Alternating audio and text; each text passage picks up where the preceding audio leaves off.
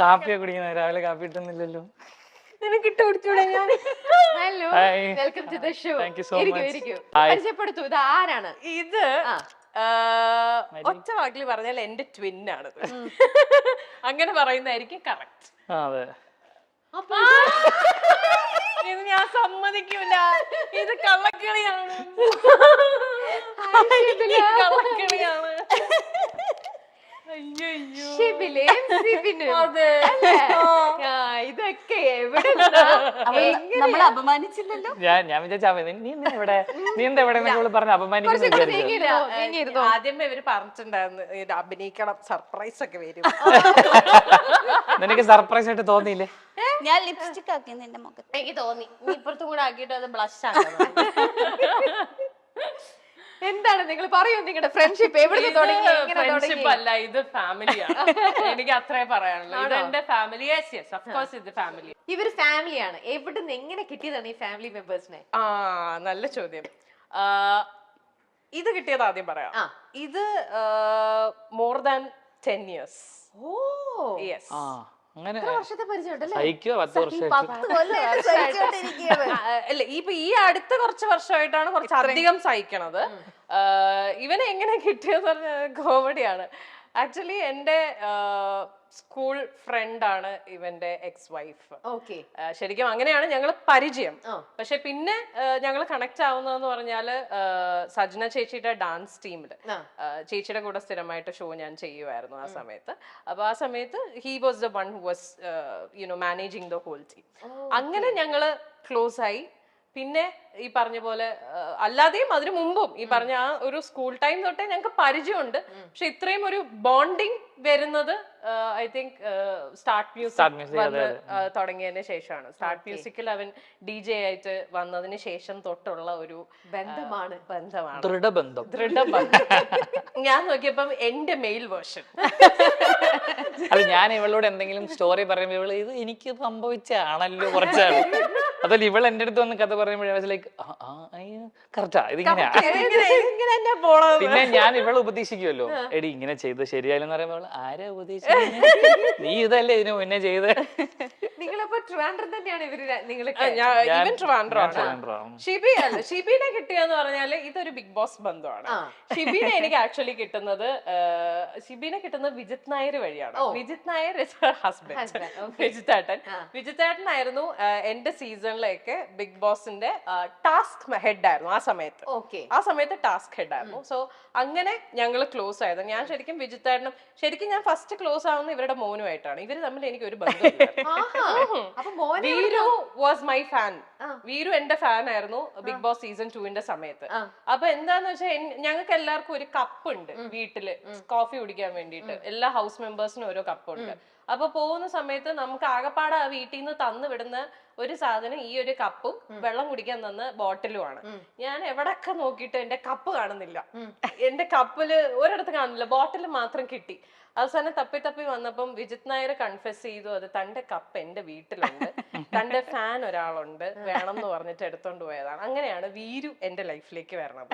അപ്പോഴാണ് ഞാൻ, കാരണം ഈ വീട്ടിനകത്തിരിക്കുമ്പോ എനിക്കറിയില്ലല്ലോ ഇവൻ എന്നെ കാണുന്നുണ്ടെന്നോ അല്ലെങ്കിൽ എന്റെ ഭയങ്കര സപ്പോർട്ടർ ആണെന്നോ ഒന്നും എനിക്കറിയില്ല.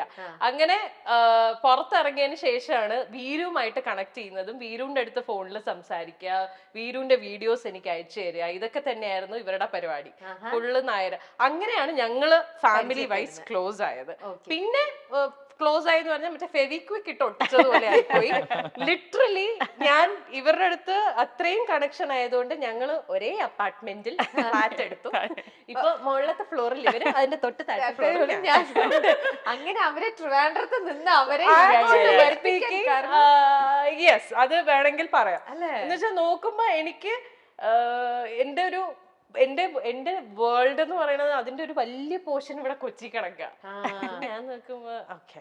പിന്നെ വർക്ക് വൈസ് ഓഫ്കോഴ്സ് വർക്ക് കൂടുതൽ കൊച്ചിയാണ്, അതൊരു മേജർ റീസൺ. പിന്നെ എന്നെ ഇങ്ങോട്ട് എന്തോ ഒരു സാധനം വലിച്ചു, അത് എന്താണെന്നുള്ളത് എനിക്ക് വളരെ കൃത്യമായിട്ട്. പിന്നെ അതെ, അവക്ക് കുഞ്ഞായിരുന്നു ട്രിവാൻഡ്രത്ത് എപ്പോഴും. അയ്യോ കുഞ്ഞ് അവിടെയാണ്, കുഞ്ഞിനെ ഇങ്ങോട്ട് കൊണ്ടുവരിക എന്ന് പറഞ്ഞാല് എപ്പോഴും നമുക്ക് കംപ്ലീറ്റ്ലി ഓർഗനൈസ്ഡ് ആയിട്ടുള്ള ഒരാളും കൂടെ വേണം. അതായത് ഇപ്പൊ എന്നെ സംബന്ധിച്ച് മോൻ എല്ലാ ദിവസവും രാവിലെ സ്കൂളിൽ വിട്ട് തിരിച്ചു വരുന്ന ഒരാളാണ്. അപ്പോൾ ഇൻ കേസ് അവളില്ലെങ്കിൽ ഞാൻ മാനേജ് ചെയ്യും, ഞങ്ങളുടെ ഞാനില്ലെങ്കിൽ അവൾ മക്കള് രണ്ടുപേരും ഒരേ സ്കൂളിലാണ്. സ്കൂളാണ്. ഞങ്ങൾ അങ്ങനെയും അഡ്മിഷൻ എടുത്തു. അപ്പൊ ഞാനില്ലെങ്കിൽ ഇവള് മാനേജ് ഞാൻ ചെയ്യും, മാനേജ് ചെയ്യും. ഇവളില്ലെങ്കിൽ അങ്ങനെയാണ് ഞങ്ങൾ ചെയ്യുന്നത്. അപ്പൊ അവള് അതാണ് ഇൻ കേസ് ഞാൻ രാത്രി പറഞ്ഞത്, ഒരു ഫാമിലിയാണ്. അതാണ് സർപ്രൈസ് ഒന്നും ആവാത്തത്. രാവിലെ കണ്ടല്ലേ ഉള്ളൂ നിങ്ങൾ. ഇന്നലെ രാത്രി ഒരു മണി എവിടെ പോണെന്ന് ചോദിച്ച ആൾക്കാരാ. രാവിലെ ഞാൻ ഇവനോട് ചോദിച്ചുള്ളൂ എന്തെത്ര രാവിലെ എണീറ്റിരിക്കും. അതല്ല, ഇപ്പൊ ഇവൾ എന്നെ ടെക്സ്റ്റ് ചെയ്തു, ഇന്ന് മോന്റെ ബർത്ത്ഡേ ആയതുകൊണ്ട് വീരുവിന് ഉച്ചയ്ക്ക് പിക്ക് ചെയ്യാണെന്ന്. ഞാൻ വാനിന്റെ ഗ്രൂപ്പ് സെയിം ആണ്. അപ്പൊ ഇട്ടപ്പോ ഈ വീരു ഓക്കെ എന്ന് പറഞ്ഞിട്ട് ഇപ്പൊ എന്നെ ടെക്സ്റ്റ് ചെയ്തു. ആ ഓക്കെ സാധാരണ അവനെ സ്കൂളിൽ നിന്ന് വിളിക്കണത് അവൻ എവിടെയെങ്കിലും വീട് മുട്ട് വരഞ്ഞാലോ അങ്ങനെയൊക്കെ വരുമ്പോഴാണ് അവനെ നേരത്തെ സ്കൂളിൽ നിന്ന് വിളിച്ചോണ്ട് ഓക്കെ ബർത്ത്ഡേ ആയതുകൊണ്ട് ചുമ്മാ പിക്ക് ചെയ്യുന്നത് ഞാൻ ഇപ്പൊ ടെക്സ്റ്റ് ചെയ്തു. Okay. എന്നിട്ട് മോനെ പിക്ക് ചെയ്തോ ശരിക്കും? ഹസ്ബൻഡ് പിക്ക് ചെയ്തു.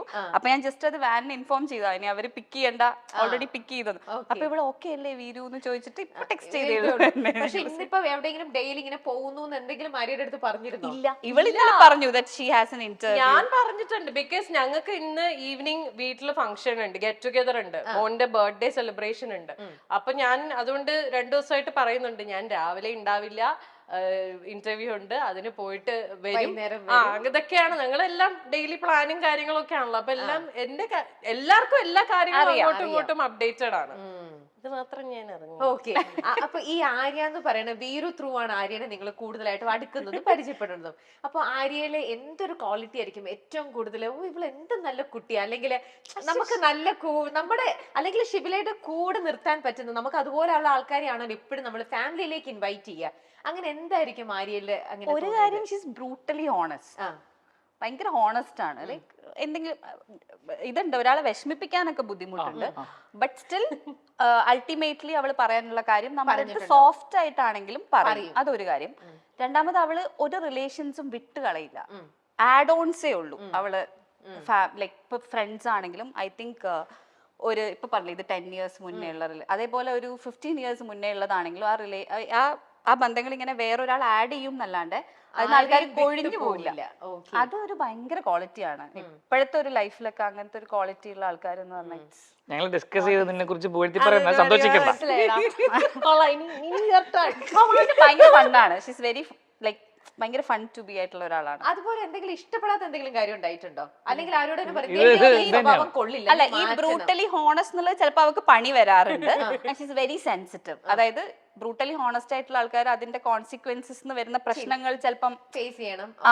അതായത് ഞാൻ അവളുടെ അടുത്ത് ചിലപ്പം പറയും ഇന്ന സാധനം ചെയ്യരുത്. ഇപ്പം ചിത്ത മൂവി വന്നപ്പോ ഞാൻ പറഞ്ഞു don't watch it, it's not for you. She watched it. 2 ദിവസം മുങ്ങിക്കൊണ്ടിരിപ്പായിരുന്നു. ഞാൻ പറഞ്ഞു അത് കാണണ്ട. ഭയങ്കര സെൻസിറ്റീവ് ആണ്. അതേപോലെ ചില കാര്യങ്ങൾ എന്തെങ്കിലും ചെയ്യുമ്പോൾ കമന്റ് വായിക്കരുത്. ഞങ്ങള് കുത്തിയിരുന്ന് കമന്റ് വായിക്കും. എത്ര പറഞ്ഞാലും നന്നാവൂല. അങ്ങനത്തെ വളരെ സെൻസിറ്റീവ് ആണ്.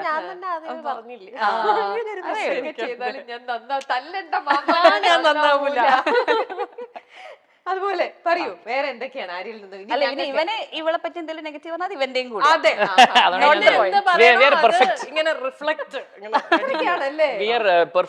നമ്മൾ തമ്മിൽ അങ്ങനെ ആരെയൊക്കെ ഒരു പ്രശ്നമില്ല. ആര്യ